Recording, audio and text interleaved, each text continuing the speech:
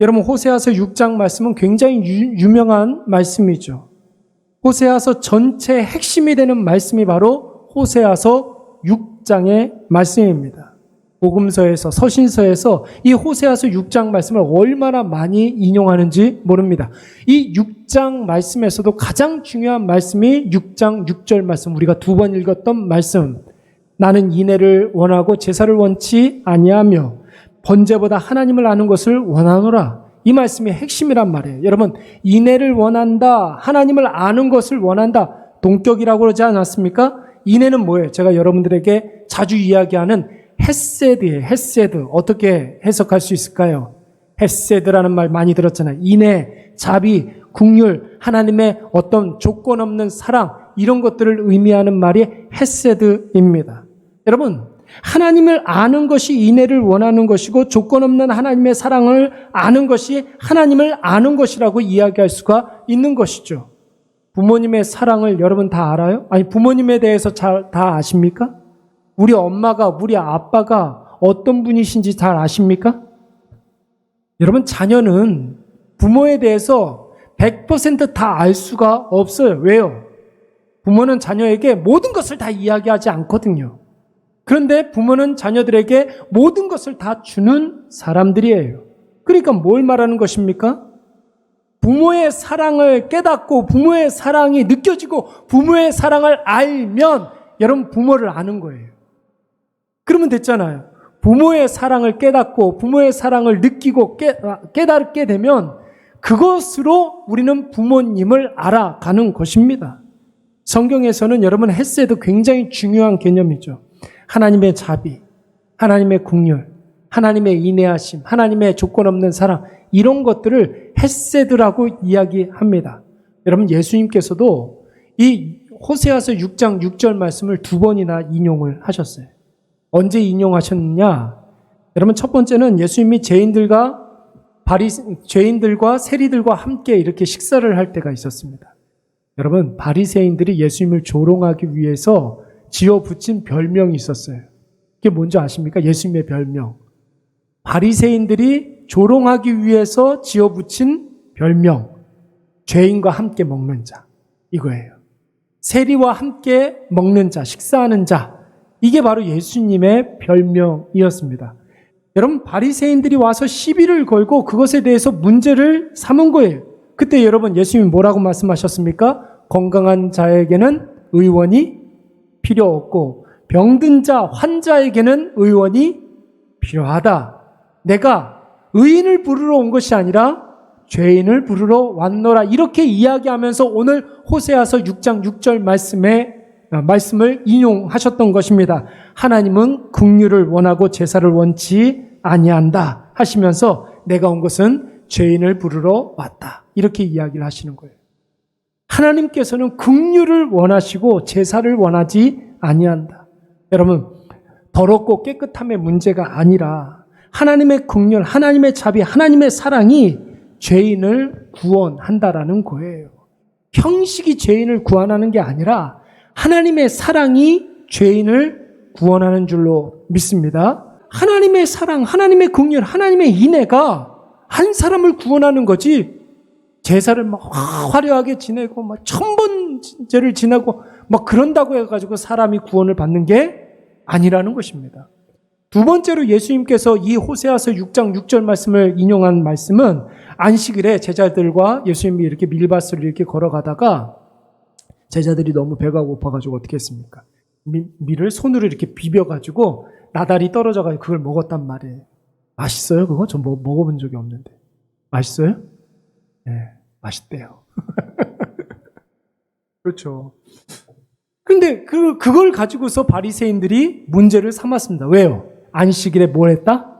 일을 했다고 그러는 거예요. 그때 예수님께서 뭐라고 그러셨냐면 마태복음 12장 7절 말씀해 보니까 나는 자비를 원하고 제사를 원하지 아니하노라 이렇게 말씀을 하셨어요.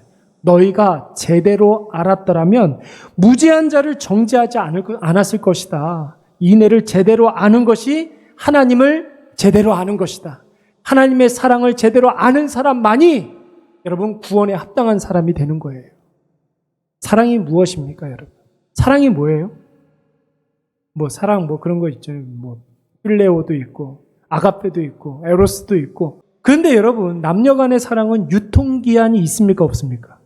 예, 과학자들이 밝혀놨어요. 1년 한 6개월 정도 지나면 유통기한이 다 안 돼요. 그러니까 여러분, 에로스보다 더 강렬한 사랑은 무엇이냐면 조건 없는 사랑이죠. 자비. 사랑보다 더 깊은 사랑이 자비. 사랑보다 더 깊은 사랑이 뭐예요? 불쌍히 여기는 거예요. 불쌍히 여기는 거예요. 그렇잖아요. 여러분들 자녀들 이렇게 보면 나이를 먹었건 아니면 나이를 먹지 않았건 간에 땡꼬마이건 간에 자녀들 이렇게 보면은 어떤 생각이 들어요? 와, 너무 기쁘다 이런 생각 들어요? 불쌍하죠. 이게 부모의 마음. 불쌍하죠. 그러니까 여러분, 긍휼하시면 불쌍히 여기는 것은 여러분 사랑보다 더 깊은 사랑이 될 수가 있는 거예요. 그게 부모의 사랑 아닙니까? 자식을 불쌍히 여기는 마음으로 대하잖아요. 이게 바로 헤세드, 인애, 자비로움, 긍휼의 사랑. 여러분, 신앙의 목표는 거룩이에요. 거룩. 하나님께서 거룩하니 아버지께서 거룩하니 나도 거룩하나 이렇게 말씀하시지 않았습니까? 거룩이 뭡니까? 하나님 앞에서 정결해지는 것이죠. 정결함, 깨끗해짐.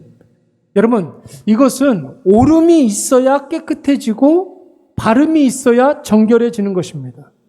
여러분, 왜 사람들이 율법주의가 되는지 아십니까? 정결해지기 위해서, 깨끗해지기 위해서 율법을 들이대는 거예요. 그러니까 뭐 옛날에 우리나라 1980년대 신부님들이 그런 캐치플레이즈 가지고 많이 나왔어요. 정의 구현, 뭐 이런 거. 최근에는 적폐청산 뭐 이런 말 많이 했었잖아요. 그 뭘 말하는 겁니까, 여러분?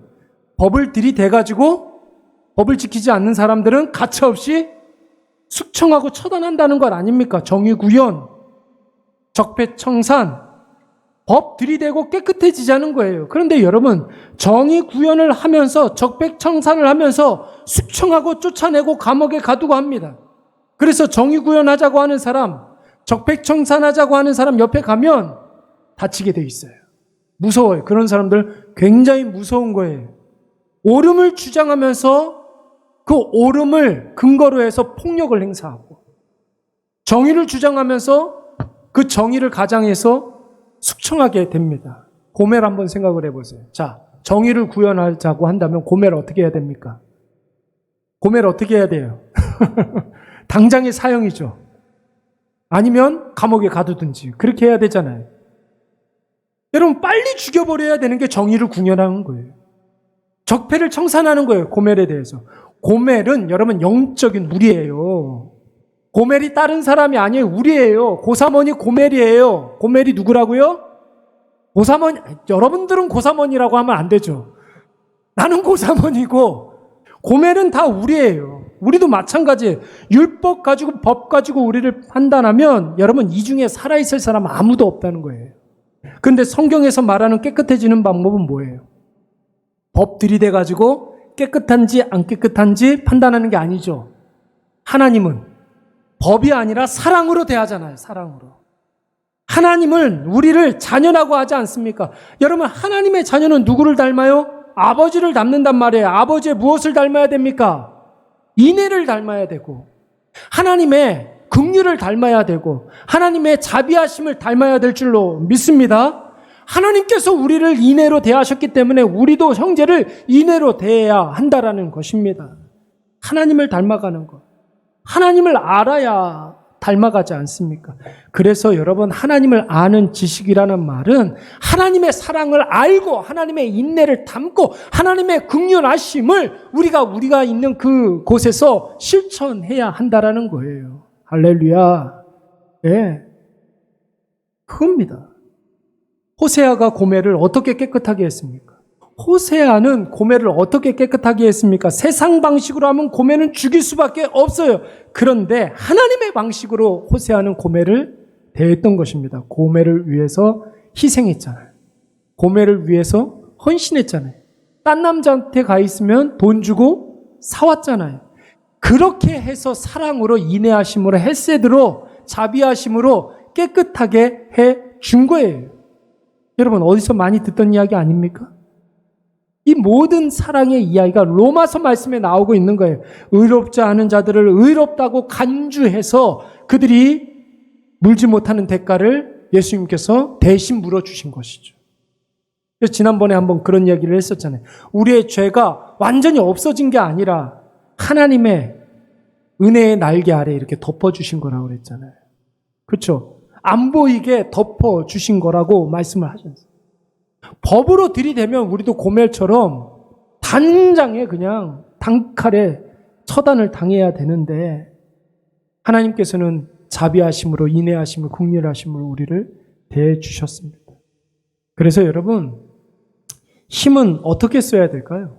힘은 어떻게 써야 됩니까? 자신이 가지고 있는 힘을 가지고 판단하고 정죄하고 심판하는 데 쓰면 안 돼요. 세상 사람들이 힘을 가지려고 하는 이유가 뭡니까? 다른 사람 그 힘을 가지고 판단하고 정죄하고 심판하려고 그 힘을 가지려고 한단 말이에요. 근데 여러분 힘은 살리는 데 쓰는 거예요.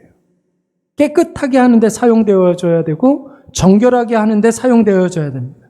대신 값을 지르고 헌신하고 대신 섬겨주는 일들을 해야 되는 것이에요. 여러분 섬김은 뭡니까? 섬김. 아랫사람이 윗사람을 섬기는 게 섬김입니까? 아니면 윗사람이 아랫사람을 섬기는 게 섬김입니까? 아랫사람이 윗사람을 섬긴다 할 때 그때는 여러분 그것을 섬김이라고 이야기하는 게 아니에요. 그건 당연한 거죠. 아랫사람이 윗사람한테 해야 할 도리를 하는 것은 그 예의죠.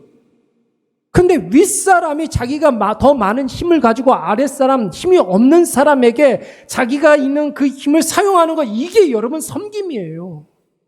이게 섬김이라고요. 하나님께서 예수 그리스도를 통해서 우리에게 그 섬김의 본을 보여주시지 않았습니까? 예수님이 우리보다 못한 사람이시기 때문에 우리를 섬기신 겁니까? 아니잖아요. 그래서 여러분 인애를 이렇게 말할 수 있겠죠. 압도적인 힘을 가지고 불쌍히 여겨주는 거. 그렇죠?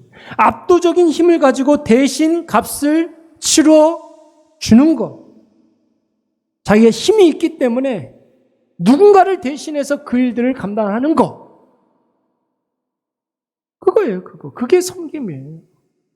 자기가 가지고 있는 힘을 가지고 누군가가 해야 할 그 일들을 내가 대신 감당해 주는 거. 창세기에 나오는 족장시대 있잖아요.